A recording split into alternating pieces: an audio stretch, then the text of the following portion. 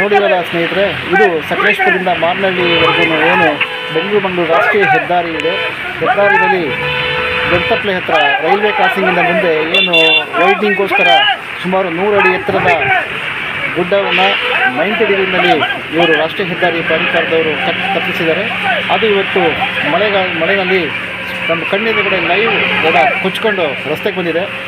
ಆ ಕಾರ್ಗಳು ಎರಡು ಸ್ವಲ್ಪ ಏನಾರ ಹಿಂದೆ ಇದ್ದಿದ್ರೆ ಆ ಲಾರಿ ಇರೋದ್ರಿಂದ ಮಣ್ಣು ಬಂದಂಥ ಫೋರ್ಸ್ನ ತಡೆದು ನಿಂತ್ಕೊಂತು ಲಾರಿ. ಕಾರ್ಗಳು ಇದ್ದರೆ ಕಾರು ಕೊಚ್ಚಿ ಕೆಳಗಡೆ ಹೋಗ್ತಾ ಇದ್ವು. ಆಂಕೋಲದಲ್ಲಿ ಏನಾಗಿದೆ ಅದೇ ರೀತಿಯಾದಂಥ ಒಂದು ದುರ್ಘಟನೆ ಇಲ್ಲೂ ಆಗ್ತಾಯಿತ್ತು. ಇದು ನೋಡಿ, ಮಣ್ಣು ಮತ್ತೆ ಬಂದು ಕುಸಿತಲೇ ಇದೆ.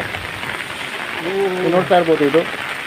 ಇದು ಬಾಳುಪೇಟೆಯಿಂದ ಹೆಗ್ಗದ್ದೆವರೆಗೂ ಸೇಮ್ ಇದೇ ರೀತಿಯಾದಂತಹ ಲ್ಯಾಂಡ್ ಸ್ಲೈಡಿಂಗ್ ಎಲ್ಲ ಕಡೆಯೂ ಆಗ್ತಾ ಇದೆ.